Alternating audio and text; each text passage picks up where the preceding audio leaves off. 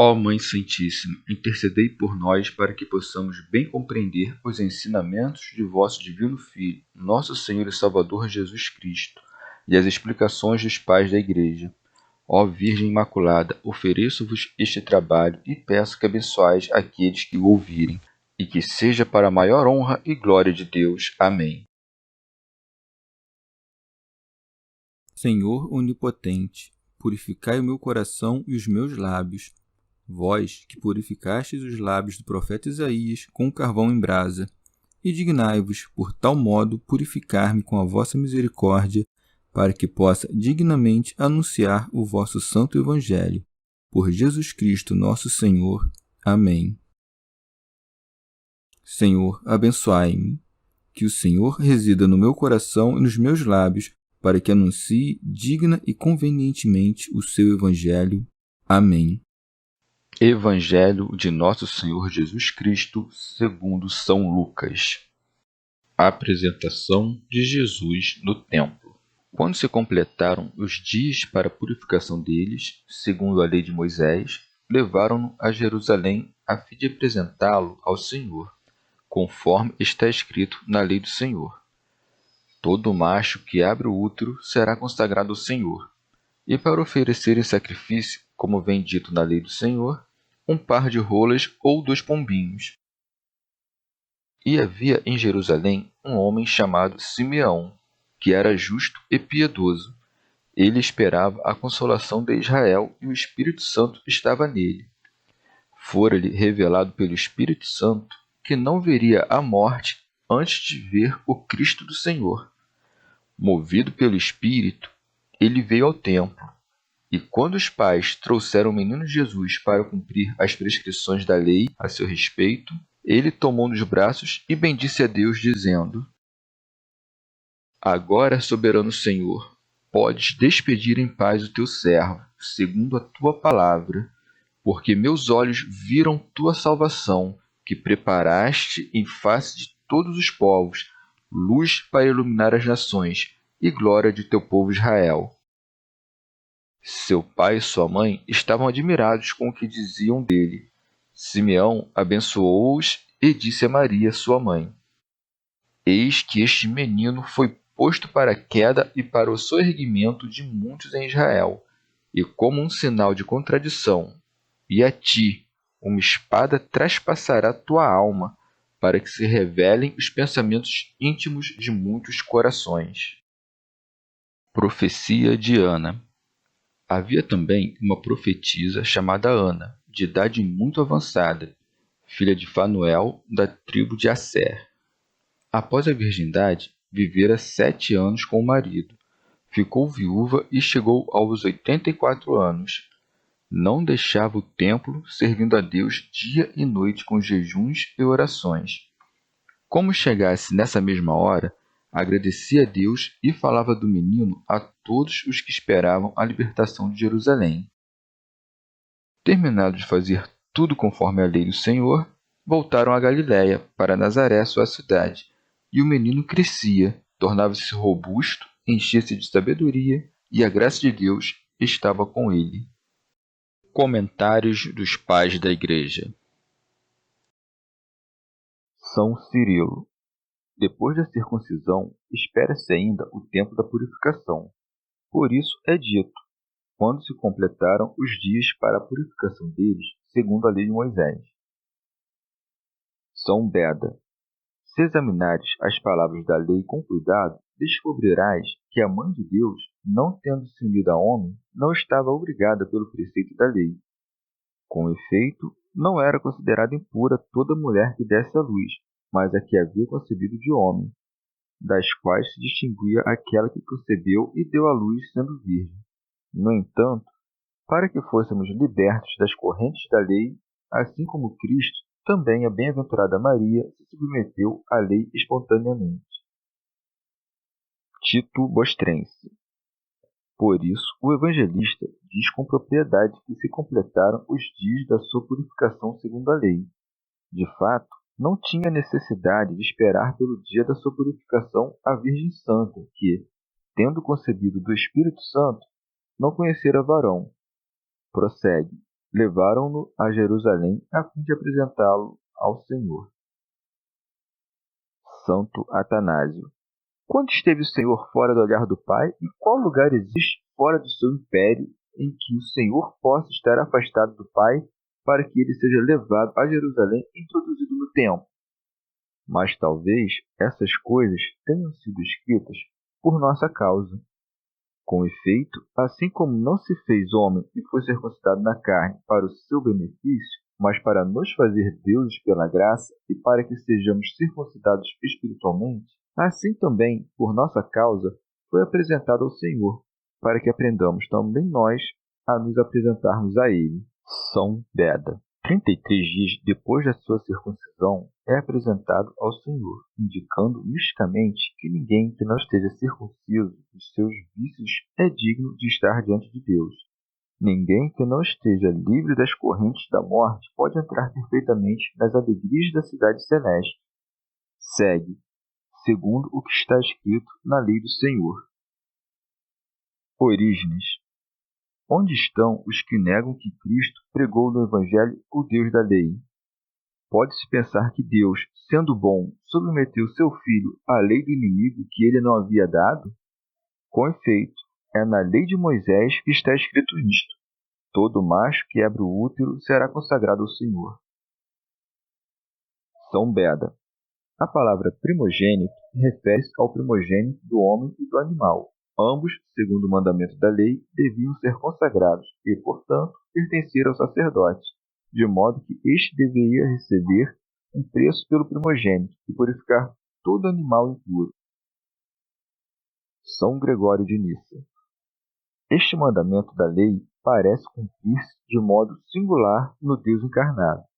Com efeito, somente ele, concebido de maneira inefável e dado à luz de maneira incompreensível, abriu o seio virginal, não aberto antes pela união marital e que também, depois do parto, conservou miraculosamente o sinal da castidade.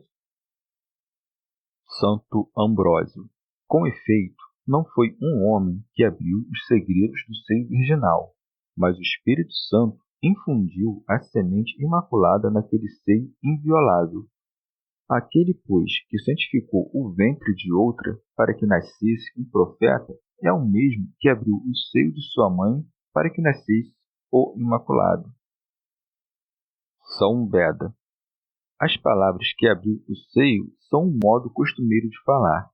Não se deve pensar que a morada do ventre santo, santificada pelo Senhor com a sua entrada, tenha sido privada de sua virgindade com a sua saída. São Gregório de Nissa.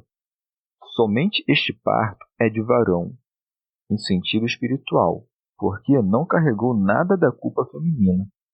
Por isso é chamado santo em verdade.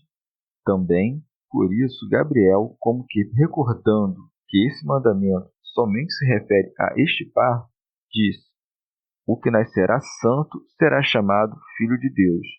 Quanto aos outros primogênitos, a sabedoria evangélica determinou que fossem chamados santos porque, sendo oferecidos a Deus, se fizeram dignos desse nome. Mas quanto ao primogênito de toda criatura, o anjo anuncia que nasce santo porque o é por si mesmo. Santo Ambrósio.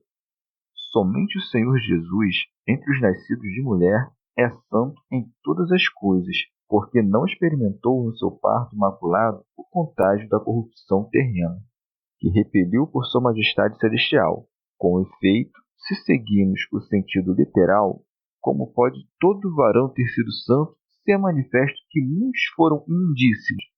Ele, porém, é o santo que os mandamentos da lei prefiguravam, pois somente ele abriria os segredos do seio da Igreja, santa e virgem, para gerar nações. São Cirilo. Ó profundidade das riquezas da sabedoria e da ciência de Deus! Oferece sacrifícios àquele que, pelos sacrifícios, é honrado junto com o Pai. Observa as figuras da lei àquele que é a verdade. Aquele que, como Deus, nos deu a lei, observa a lei como homem. Por isso segue. E para oferecer em sacrifício, como vem dito na lei do Senhor, um par de rolas ou 2 pombinhos. São Beda. Esse era o sacrifício dos pobres. Com efeito, o Senhor ordenou na lei àqueles que tinham posses que sacrificassem um cordeiro por seu filho ou filha, bem como uma rola ou um pombinho. Mas aqueles que não pudessem oferecer um cordeiro, ordenou que oferecessem 2 rolas ou 2 pombinhos. Assim o Senhor, sendo rico, dignou-se fazer-se pobre para que pela sua pobreza nos desse participar das suas riquezas. São Cirilo. Vejamos o que essas ofertas significam. Sem dúvida, a rola é a ave que mais canta e a pombinha é o animal mais manso. Assim se fez o Senhor para nós, praticando perfeitamente a mansidão e enchendo o seu jardim com as suas melodias, para ganhar o mundo para si. Assim, pois, a rola e a pombinha eram sacrificados para nos dar a conhecer, por essas figuras, o que o Senhor sofreria na carne para dar vida ao mundo. São Beda. A pombinha significa a simplicidade e a rola a castidade. Com efeito, a primeira ama a simplicidade e a segunda a castidade, de modo que se perde seu par, não cuida de buscar outro. Com razão, pois, a rola e a pombinha são oferecidas ao Senhor em sacrifício, pois a vida simples e casta dos fiéis é para ele um sacrifício agradável.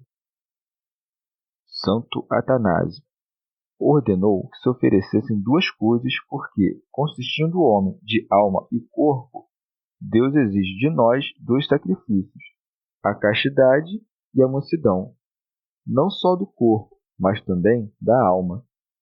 Fosse de outro modo, o homem seria fingidor e hipócrita, cobrindo a sua malícia oculta com aparência de inocência. São Beda. Embora ambas as aves, por seu hábito de arrulhar, signifiquem o luto em que vivem os santos no presente, diferem na medida em que a rola voa solitária pelos bosques, enquanto as pombas têm por costume voar em bando. Por isso, umas representam as lágrimas secretas das orações, enquanto outras representam as reuniões públicas da igreja. Ou a pomba, que voa em bando, indica a agitação da vida ativa, enquanto a rola, que se alegra na solidão, anuncia as alturas da vida contemplativa. E como ambas as vítimas são igualmente aceitas pelo Criador, São Lucas propositalmente não diz se foram oferecidas ao Senhor rolas ou pombinhas, para não dar preferência a um modo de vida, mas ensina que ambos devem ser seguidos. Santo Ambrósio. Deram testemunho do nascimento do Senhor não somente os anjos e os profetas, os pastores e seus pais, mas também os anciãos e os justos. Por isso é dito: e havia em Jerusalém um homem chamado Simeão, que era justo e piedoso. São Beda. Dificilmente se guarda a justiça sem o temor. Não me refiro ao temor de perder os bens temporais, mas ao santo temor de Deus, que permanece eternamente, pelo qual o justo, quanto mais ardentemente ama a Deus, com tanto mais zelo cuida de não o ofender. Santo Ambrósio. E com razão é chamado justo aquele que não buscava o seu bem, mas o bem do povo. Por isso segue: ele esperava a consolação de Israel. São Gregório de Nissa. O prudente Simeão certamente não esperava a felicidade mundana para a consolação de Israel, mas a passagem da sombra da lei para a beleza da verdade. Com efeito, sabia por um oráculo que veria o Cristo do Senhor antes de abandonar este mundo. Por isso segue: e o Espírito Santo estava nele. De fato, era pelo Espírito Santo que se fazia justo. Fora-lhe revelado pelo Espírito Santo que não veria a morte antes de ver o Cristo do Senhor. Santo Ambrósio. Desejava, de fato, livrar-se das correntes da fraqueza do corpo, mas esperava ver o que lhe fora prometido, pois sabia que são bem-aventurados os olhos que o veem. São Gregório Magno. Aqui aprendemos também com quão grande desejo os homens santos do povo de Israel desejavam ver o mistério da sua encarnação. São Beda. Ver a morte significa sofrê-la. Com muita felicidade, verá a morte da carne todo aquele que tiver se esforçado por ver com os olhos do coração o Cristo do Senhor, tendo a sua vida na Jerusalém celeste. frequentando os umbrais do templo de Deus, isto é, seguindo o exemplo dos santos, nos quais Deus tem a sua morada, pela mesma graça do Espírito Santo, pela qual soubera que ele viria, sabe agora que ele veio. Por isso segue. Movido pelo Espírito, ele veio ao templo.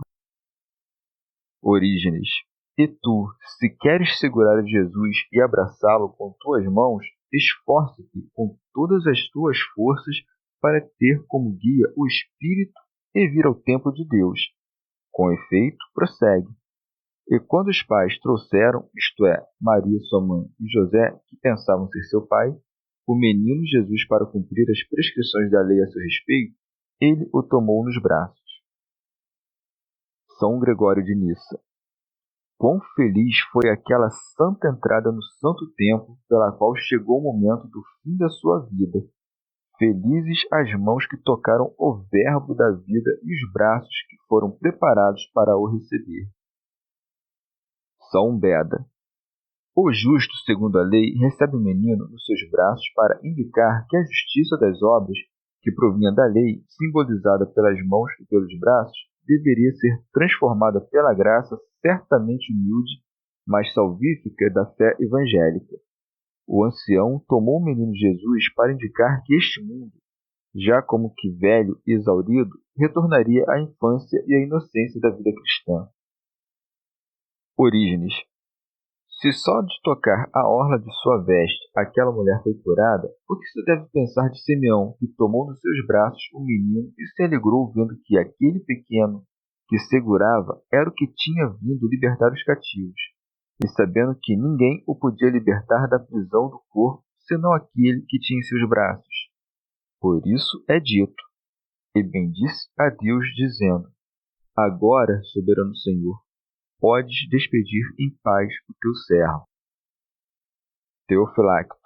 Diz Senhor para confessar que ele é o Senhor da morte e da vida, e assim professa que o menino que tomou em seus braços era Deus. Orígenes. Como dizendo: Quando eu não tinha a Cristo em meus braços, estava preso e não podia escapar das minhas correntes. São Basílio. Se examinares as palavras dos justos, verás que todos lamentam este mundo e sua triste duração. Diz Davi: Ai de mim, que meu desterro se prolongou. Santo Ambrósio. Vê, pois, que este justo, como que encerrado no cárcere da sua massa corpórea, quer ser libertado para começar a existir com Cristo. Todo aquele que quiser que o deixem partir, venha a Jerusalém, espere por Cristo Senhor, tome em suas mãos o Verbo de Deus e o abrace, por assim dizer, com os braços da sua fé. Então será liberado para que não veja a morte aquele que viu a vida.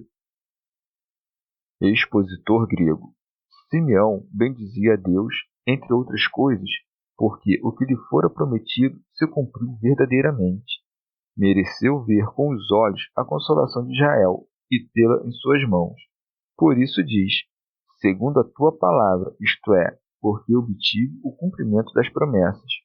E agora que vi com os olhos o que eu desejava, liberta o teu servo, que nem teme provar a morte, nem é perturbado por pensamentos hesitantes. Por isso acrescenta: em paz. São Gregório de Nissa. Depois de Cristo ter destruído o inimigo, que é o pecado, e de ter nos reconciliado com o Pai, a travessia dos santos foi feita em paz.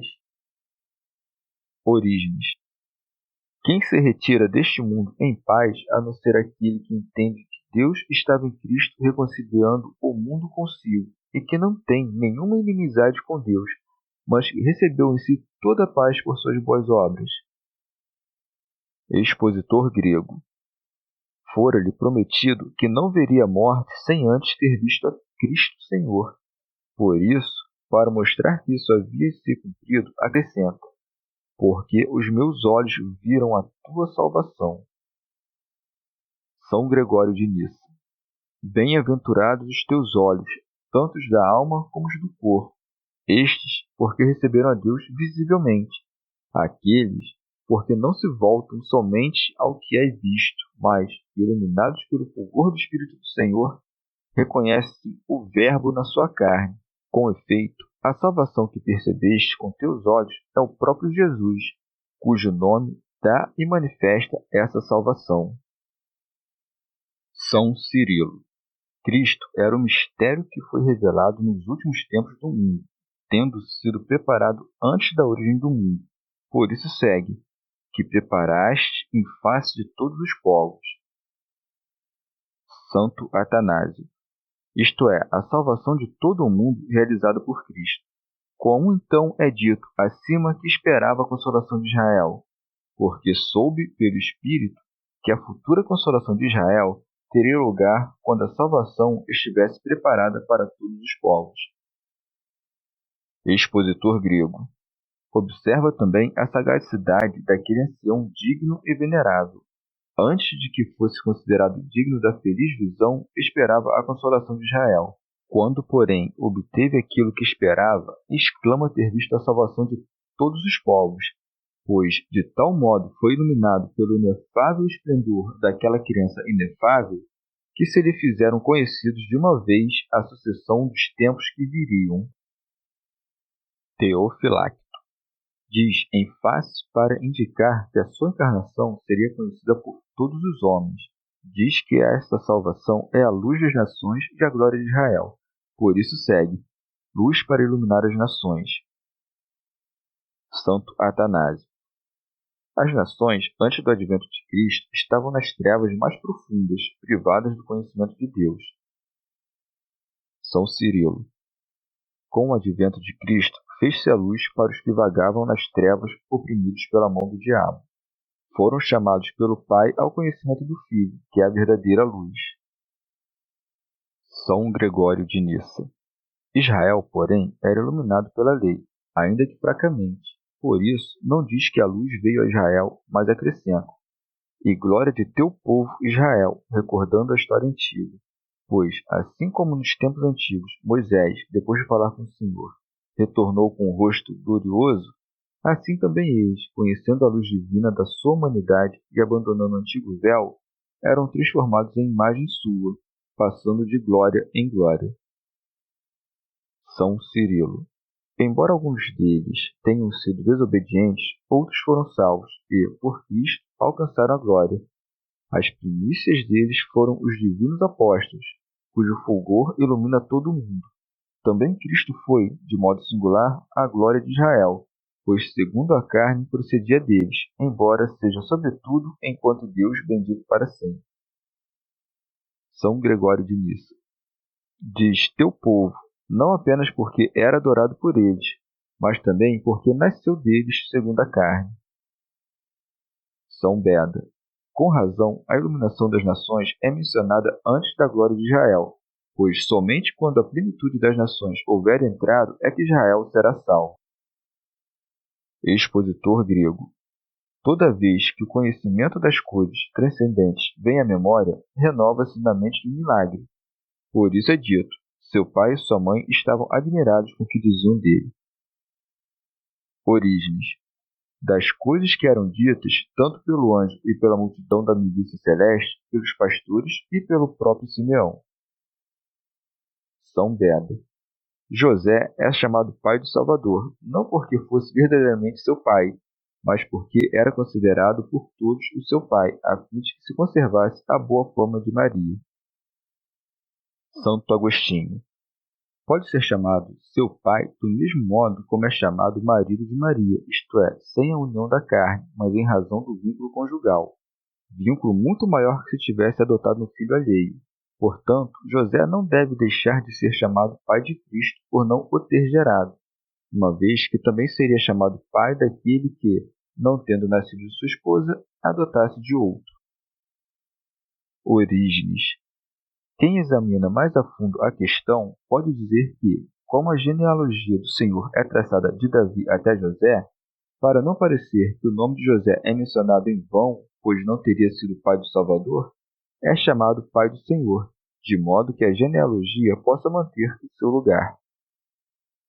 Expositor grego. Depois de fazer louvores a Deus, Simeão volta-se aos que traziam o menino para bendizê-los. Por isso segue, Simeão abençoou-os. dá a sua bênção a ambos, mas dirige os presságios das coisas ocultas apenas à mãe. Desse modo, não nega a José a participação na paternidade, mas, dirigindo as palavras à mãe em separado, proclama-a como sua verdadeira mãe. Por isso segue: E disse a Maria sua mãe: Eis que este menino foi posto para a queda e para o soerguimento de muitos em Israel. Santo Ambrósio vê a graça abundante difundindo-se entre todos pelo nascimento do Senhor, e a profecia sendo negada aos incrédulos, não aos justos.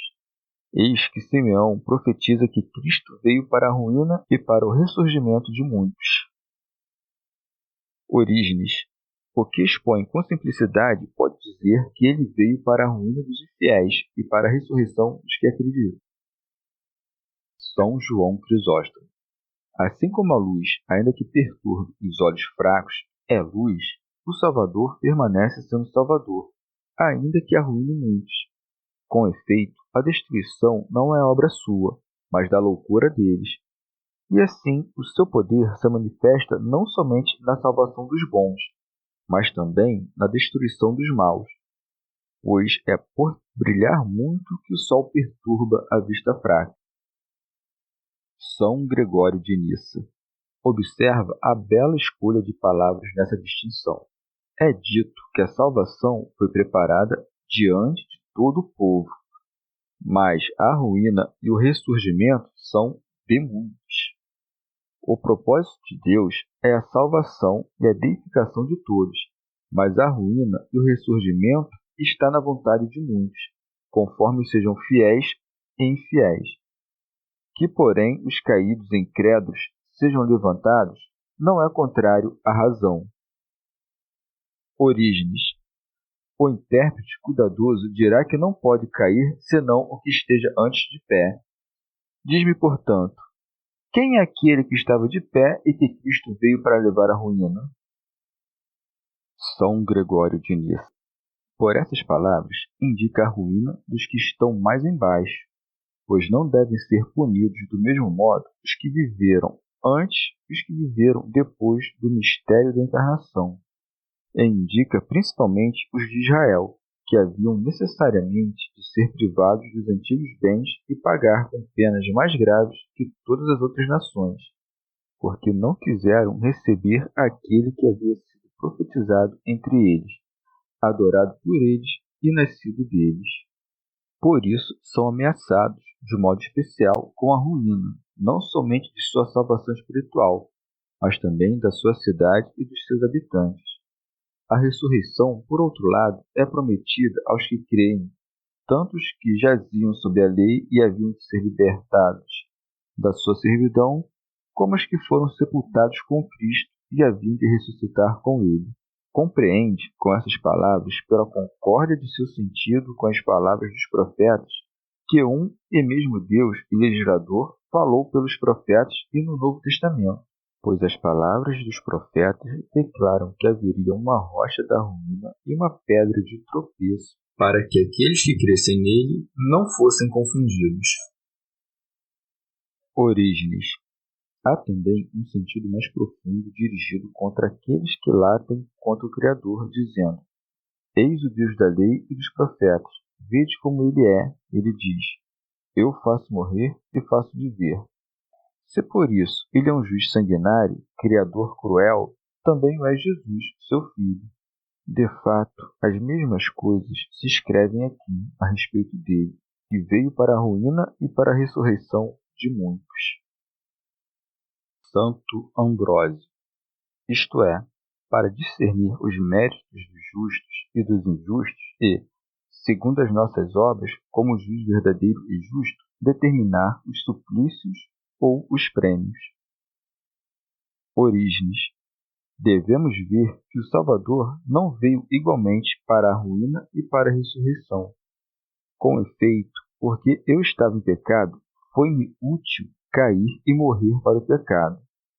Os santos profetas, quando contemplavam algo excelso, caíam sobre suas faces, para que, por sua ruína, fossem mais plenamente limpos do pecado. Isso é o que o Salvador te concede em primeiro lugar. Eras pecador, caia em ti o que era pecado, para que possas então ressuscitar e dizer: se morremos com ele, também com ele viveremos. São João Crisóstomo. A ressurreição é uma vida nova. Com efeito, quando o lascivo se faz casto, o avaro misericordioso e o furioso manso, então se opera a ressurreição, o pecado morre e ressuscita a justiça. Prossegue, e como um sinal de contradição. São Basílio. Com propriedade, a cruz é chamada pela Escritura sinal de contradição, pois diz que Moisés fez uma serpente de bronze e a pôs por sinal. São Gregório de Nissa. Reúne desonra e glória. Com efeito, para nós cristãos, é verdadeiramente um sinal de contradição, pois, enquanto para uns é ridículo e horrível, para outros é digno de veneração. Ou talvez o próprio Cristo seja chamado sinal, porque existe acima da natureza e é o autor dos sinais. São Basílio. Com efeito, é um sinal que aponta para coisas admiráveis e ocultas, visto pelos simples e compreendido pelos que têm intelecto cultivado. Orígenes. Tudo o que a história narra de Cristo é alvo de contradição, não porque o contradigam os que creem nele. Nós, de fato, sabemos que tudo que foi escrito é verdadeiro, mas porque tudo que foi escrito dele é alvo de contradição por parte dos incrédulos. São Gregório de Nissa. Essas coisas que são ditas do Filho dizem respeito também à sua mãe, que toma todas as coisas para si, sejam provações, sejam glórias. Não lhe anuncia somente a prosperidade, mas também as dores. Por isso segue, e uma espada trespassará a tua alma. São Beda. Nenhuma história nos conta que Santa Maria tenha abandonado esta vida morta pela espada, sobretudo porque não é a alma, mas o corpo que pode ser morto pelo ferro. Por isso, devemos entender que essa espada é aquela da qual se diz: a espada em seus lábios, isto é, a dor causada pela paixão do Senhor trespassou a sua alma. Embora Cristo, sendo Filho de Deus, tenha morrido por vontade própria e sua mãe não duvidasse de que ele venceria a própria morte, não podia ver sem dor ser crucificado aquele que foi gerado de sua carne. Santo Ambrósio. Ou mostra a prudência de Maria, que não ignorava esse mistério celeste. Com efeito, a palavra de Deus é viva, eficaz e mais penetrante do que toda espada de dois gumes. Santo Agostinho. Ou, por essas palavras, indica-se que Maria, pela qual foi realizado o mistério da encarnação, no momento de sua morte, vendo o Filho de Deus tão humilhado a ponto de descer até a morte, aturdida, duvidou.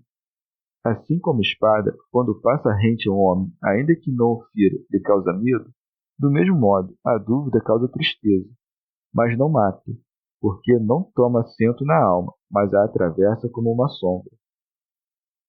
São Gregório de Nissa. Mas não diz que somente ela sofreria na paixão, pois acrescenta para que se descubram os pensamentos escondidos nos corações de muitos. A expressão "para que" significa a sucessão dos eventos, não a causalidade. Com efeito, acontecendo todas essas coisas, seguir-se-ia a revelação dos pensamentos de muitos. De fato, uns confessavam Deus na cruz, outros nem assim deixavam de injuriá-lo e caluniá-lo. Ou isso é dito na medida em que, ao tempo da paixão, se manifestou a meditação no coração de muitos, que se emendaram pela ressurreição. Com efeito, a certeza sucede velozmente à dúvida. Ou talvez, por descobrir, devamos entender iluminar, como é comum nas Escrituras. São Beda. Até a consumação dos séculos, a espada duríssima da tribulação não cessa de traspassar a alma da Igreja quando o sinal da fé é negado pelos perversos. Quando observa, gemendo, que depois de ouvirem a palavra de Deus, muitos ressurgem com Cristo, mas muitos se afastam da fé. Quando, sendo descobertos os pensamentos de muitos corações, onde a boa semente do Evangelho foi lançada, vê que a cisânia dos vícios aí prevalece, ou é a única a germinar. Orígenes. Havia nos homens também pensamentos maus, que foram descobertos para que os matasse aquele que foi morto por nós. Com efeito, quando estavam escondidos, era impossível destruí-los. Por isso, se nós pecamos, devemos dizer: não ocultei a minha culpa. Se revelarmos nossos pecados não somente a Deus, mas também àqueles que podem cuidar das nossas feridas, nossos pecados serão apagados. Santo Ambrósio. Profetizara Simeão, profetizara uma casada, profetizara uma virgem. Devia também profetizar uma viúva, para que não faltasse nenhum sexo ou condição. Por isso é dito: havia também uma profetisa chamada Ana. Teofilacto. O evangelista detém-se na descrição de Ana, mencionando seu pai e a sua tribo, como que apresentando como testemunhas os muitos que conheceram seu pai e sua tribo. São Gregório de Nissa. Ou porque houvesse muitas pessoas com o mesmo nome naquele tempo. Assim, para distingui-la claramente, diz quem era seu pai e qual era sua família. Santo Ambrósio. Ana, tanto por sua condição de viúva, como por seus costumes, é apresentada como digna de anunciar o Redentor do mundo. Por isso prossegue: de idade muito avançada, filha de Fanuel, da tribo de Asser. Após a virgindade, vivera 7 anos com o marido, ficou viúva e chegou aos 84 anos. Orígenes. O Espírito Santo não permaneceu nela por acaso. Com efeito, o maior bem é possuir, se possível, a graça da virgindade. Se não é possível, mas acontecer à mulher de perder o seu marido, é perseverar como viúva. De fato, não apenas depois da morte do marido, mas também enquanto ele vive, deve ter no seu espírito esse propósito, para que, ainda que tal não aconteça, sua vontade e seu propósito sejam premiados pelo Senhor. Deve dizer em seu espírito: este é o meu voto, esta é a minha promessa. Se me acontecer aquilo que não desejo, não farei nada senão permanecer viúva e inviolada. Com razão, portanto, essa santa mulher mereceu receber o espírito de profecia, porque subiu a esse cimo da virtude pela castidade prolongada e pelos longos jejuns. Por isso segue: e não se afastava do templo, servindo a Deus noite e dia com jejuns e orações. Com isso, fica claro que possuía todas as outras virtudes. Observa como ela é semelhante a Simeão por suas virtudes. Ambos estavam no templo, ambos foram considerados dignos da graça profética. Por isso segue: como chegasse nessa mesma hora, agradecia a Deus. Teofilacto. Isto é, louvava a Deus por ver a salvação do mundo em Israel, e falava de Jesus, dizendo que ele era o Redentor e o Salvador. Por isso segue: e falava do menino a todos os que esperavam a libertação de Jerusalém. Orígenes. Como a profetisa Ana falou pouco e não de maneira clara a respeito de Cristo, o Evangelho não desenvolve o que foi dito por ela. Talvez se possa dizer que Simeão lhe precede porque representa a lei, pois seu nome significa obediência, enquanto de Ana significa graça. Entre eles estava Cristo. Deixou, pois, aquele morrer com a lei, mas sustentou a outra para viver mais pela graça. São Beda. De acordo com o sentido místico, Ana representa a igreja, que está como que enviuvada por causa da morte do esposo. Também, o número dos anos de sua vez representa o tempo da peregrinação do corpo da igreja longe do Senhor. 7 vezes por 12 são 84. O número 7 exprime o curso deste mundo, que gira em 7 dias, e o número 12 a perfeição da doutrina apostólica. Portanto, pode-se dizer, seja da Igreja Universal, seja de qualquer alma fiel, que serviu ao Senhor 84 anos, se cuida de observar, durante todo o tempo de sua vida, a doutrina dos apóstolos. Isso concorda também com o período de 7 anos em que permaneceu com seu marido, pois, em virtude de uma prerrogativa da majestade do Senhor, que ele próprio, habitando na carne, nos ensinou, o número de 7 anos é usado como símbolo da perfeição.